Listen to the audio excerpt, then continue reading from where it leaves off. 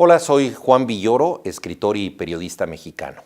Seguramente fue del encuentro nupcial, una pequeña colección de relatos publicada por Editorial Tusquets en unos cuadernitos plateados casi diminutos, y en la contraportada se anunciaba a Sergio Pitol como una especie de gran aventurero, alguien que vivía en barcos cargueros, traduciendo libros, y que regresaba a la ciudad de Barcelona con el libro traducido. Ahí le daban otro texto y volvía a embarcarse sin un destino muy preciso, rumbo al Océano Índico o a cualquier otro mar para traducir libros. Me pareció que era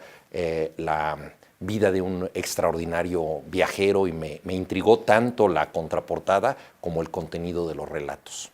Nos encontramos personalmente, Sergio Pitol y yo, en una serie de lecturas que se organizaron en la Ciudad de México y que llevaban por título Encuentro de Generaciones. Un autor consagrado le daba la bienvenida a un joven autor a la literatura. El ciclo empezó con Octavio Paz y el poeta David Huerta. Esa sesión se volvió memorable porque los infrarrealistas, una vanguardia radical de México que luego Roberto Bolaño volvió famosa en su libro Los Detectives Salvajes, interrumpieron el acto, insultaron a Octavio Paz, tuvieron que ser desalojados de la sala. En fin, todo este escándalo le dio notoriedad al ciclo. Y a mí me tocó con Sergio Pitol. Fue una circunstancia peculiar porque él no era muy conocido en México, llevaba muchos años viviendo en el extranjero, había dejado de publicar durante bastante tiempo, tenía 40 y tantos años, y en la literatura esa edad todavía hace que alguien califique como joven promesa. Entonces él pensó que probablemente sería el autor joven y que habría alguien mucho mayor que él, y se encontró con asombro que era el autor consagrado, por así decirlo, y luego me responsabilizó a mí durante muchos años de haberlo convertido en un anciano, de que por su culpa di el viejazo, porque él hasta ese momento se consideraba una joven promesa y de pronto resultó que ya era el viejo de la literatura. A partir de ese momento nos hicimos grandes amigos y él se convirtió en una especie de mentor y hermano mayor para mí. Sergio Pitol tenía una extraordinaria sencillez de trato, se relacionaba muy fácilmente con cualquier persona, no tenía ninguna idea de jerarquías, jamás pensó en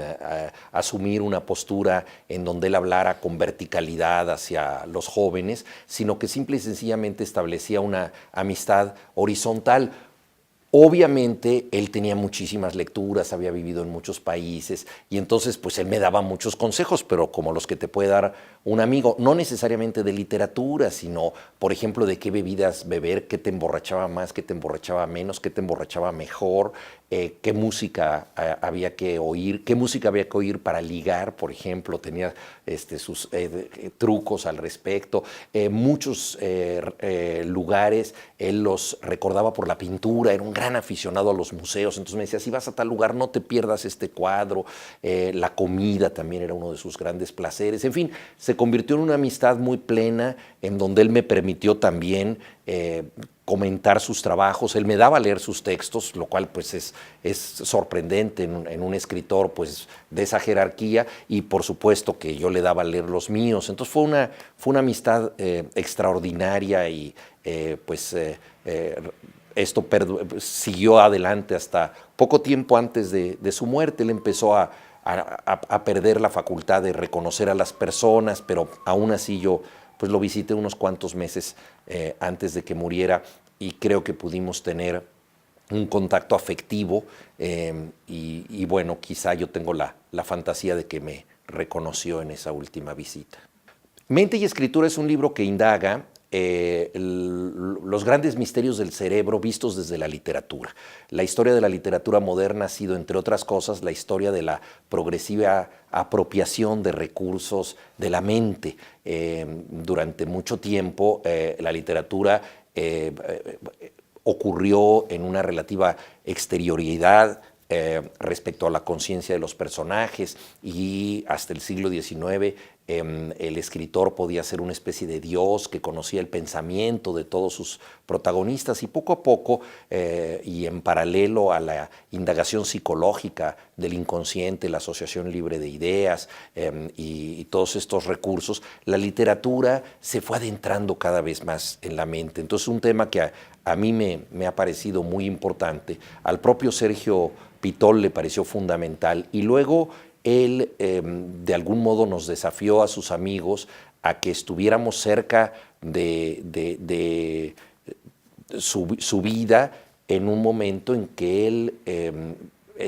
iba perdiendo paulatinamente la capacidad de escribir, la capacidad de leer, la capacidad de relacionarse con los demás y de hablar, pero no quiso dejar de estar con nosotros, de mostrarse. Incluso, por ejemplo, a mí me hablaba por teléfono y él no podía decir nada, pero decía algunos sonidos, algunos ruidos, y yo entendía su estado de ánimo a través de onomatopeyas que me comunicaba. De algún modo él quería seguir estando presente en la vida de sus amigos, y pues al escribir yo sobre el cerebro no pude dejar de reflexionar también en la propia condición de Sergio Pitol, porque su obra más importante, que es la obra de madurez,